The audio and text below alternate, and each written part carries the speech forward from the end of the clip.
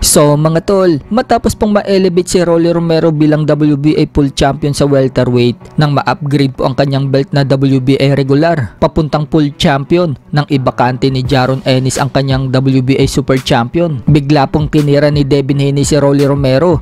Ishiner po ni Devin Haney ang balita sa X account niya at binanata ng patanong itong si Romero. Sinabi sa post mga tol, di 2 times email champion na daw si Romero dahil na-elevate daw ito bilang full champion. Yan po kasi ang madalas na itawag mga tol sa mga boksingerong na-elevate lang bilang full champion. Tinatawag silang email champion or paper champion. Pero mukhang hindi po nakaligtas si Devin Haney sa mga comments ng mga fans dahil siya din daw isang email champion. Sa katunayan, taong 2021 may inilabas nga pong statement si Romero na sinasabing ayaw daw nitong labanan si Devin Haney na isang email champion. Ang gusto daw labanan ni Romero ay si Tank Davis. So dahil dalawa po silang email champion, sinasabi tuloy ng mga fans na sila na lang daw dalawa ang maglaban dahil parehas naman daw silang naging email champion. Sa kabilang banda naman mga tol, Ryan Garcia gusto nang kumala sa Golden Boy promotion ni Oscar De La Hoya. May natitira pa umanong isang laban si Ryan Garcia sa Golden Boy promotion. Pagkatapos umano niyan, gusto na daw ni Garcia na mag-move on dahil daw yan sa pagiging walang respeto,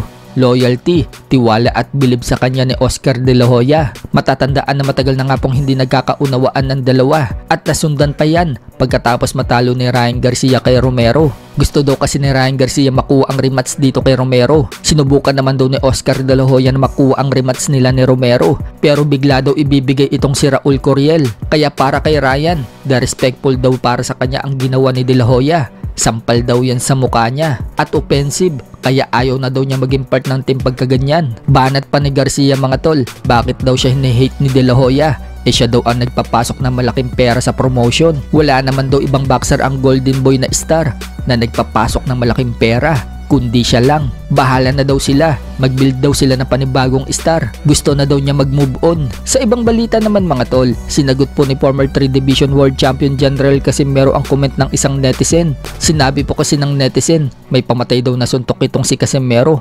Ang problema, kulang daw ito sa stamina at bilis. Kaya sinagot yan ni Casimero mga tol at sinabi niya ang kulang daw sa stamina, yung mga lumuluhod. At sorry, hindi daw kasi siya nagpa-practice para lumuhod. Suntok daw ang pinapractice niya. So mukhang patama po yan ni Casimero sa ibang boxer na lumuluhod. Dagdag pa ni Casimero, huwag ka daw papakampante sa hingal-hingal niya. Baka mahulog ka daw sa bitag niya. So parang sinasabi po dyan ni Casimero na sinasadya lang nitong humingal kunwari para magpakampante ka sa kanya at dyan niya sasamantalahin kapag nahulog ka na sa bitag niya.